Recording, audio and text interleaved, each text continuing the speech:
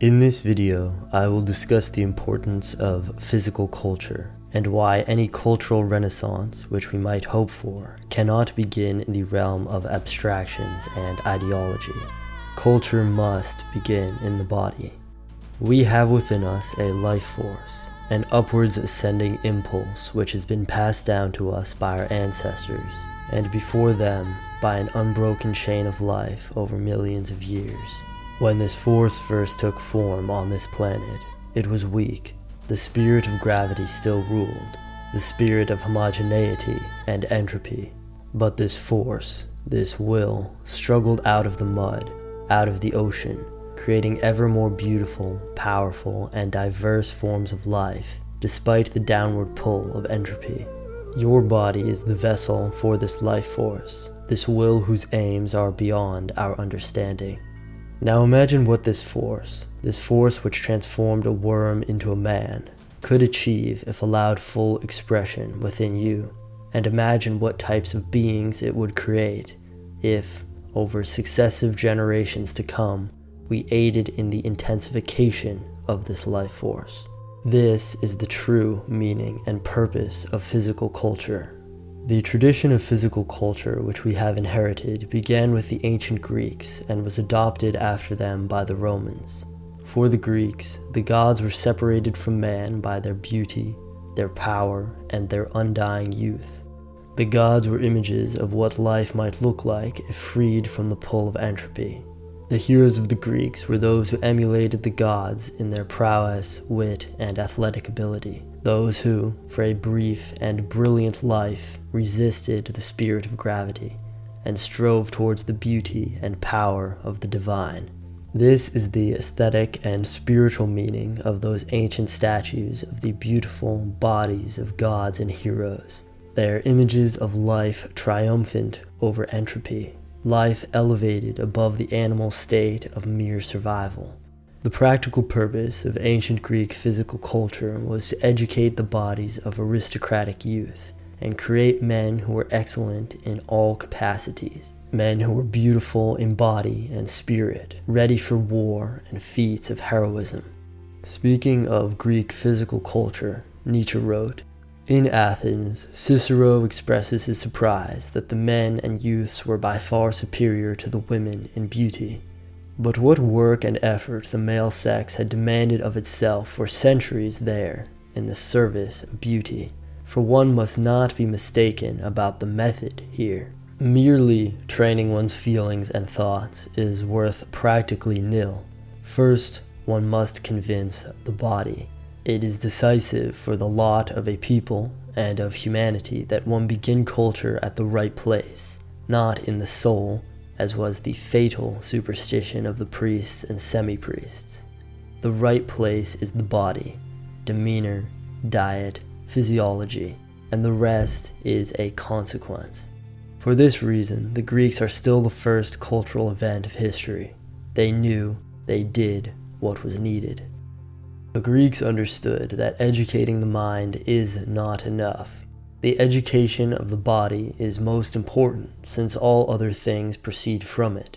The body is the soil from which mind and spirit grow. A healthy, athletic body will lead to healthy instincts and a life-affirming worldview. When Rome fell, the classical tradition of physical culture was discontinued due to Christianity. However, interest in classical culture and the aesthetic appreciation of beautiful bodies re-emerged in the Renaissance and continued into the Enlightenment in the form of neoclassicism. In the 1800s, bodybuilding re-emerged as a niche sport, but it was only recently that physical culture has re-emerged again in full force. This may be in part due to the internet creating a medium for beautiful bodies to be easily displayed and viewed, but I believe it is also in part a reaction against the ugliness and poor health which proliferates in modernity, an unconscious attempt to reclaim the vital spirit of the ancients. A common argument against bodybuilding is that it is unnatural. I once heard a pastor argue this in a YouTube video, but the exact opposite is the case. Bodybuilding is the elevation of nature through the cultivation and perfection of its raw material. The bodybuilding is unnatural argument is useful in revealing the two meanings of the word nature, which we talked about in the previous video. When some say nature, they mean the default state of life.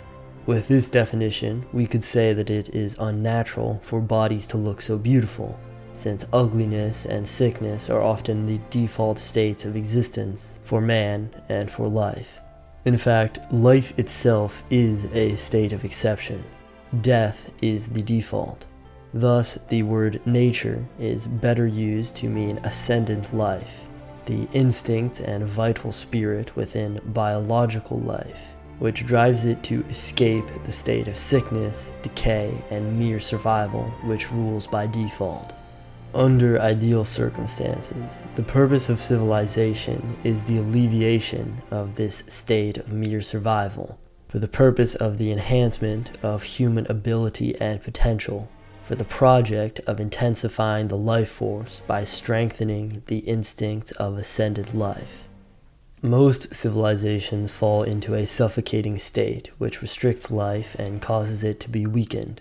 However, in the rare instances when civilization fulfills its purpose, it gives life breathing room to set higher aims and goals. The reemergence of physical culture in the West is a fantastic sign. If one has a healthy body, a life-affirming worldview will inevitably follow. Participating in physical culture allows one to submit to the life force and allow its will to be expressed through them. It also instills in one life-affirming values, an appreciation for beauty, embracing challenge rather than shrinking from it, and an understanding of the hierarchies of nature. Ideology cannot fix a degenerating culture, since the source of this degeneration is instinctual. What we call degeneration is the weakening of the vital life force of a people due to a civilization which has failed to protect and strengthen it.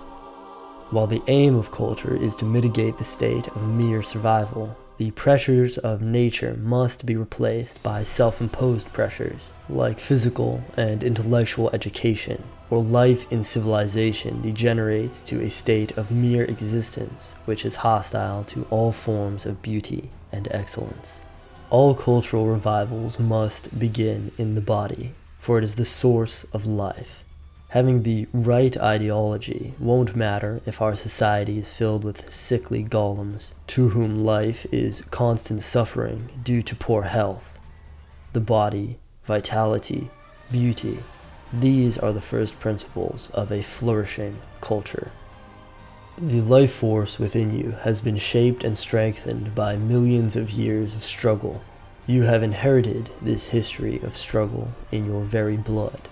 It is the history of a war between the spirit of life and entropy, a war against decay, against homogeneity, against calcification and ugliness, a war against death. When you make your body beautiful, you take part in the divine body of the gods. Their bodies form a tree stretching from the root of life all the way up to you, a well of vitality and youth which runs through your veins. Your body will perish, but the life force within you is immortal. Now this life force is yours to shape. This body is yours to craft. From the worm came man. What might we create?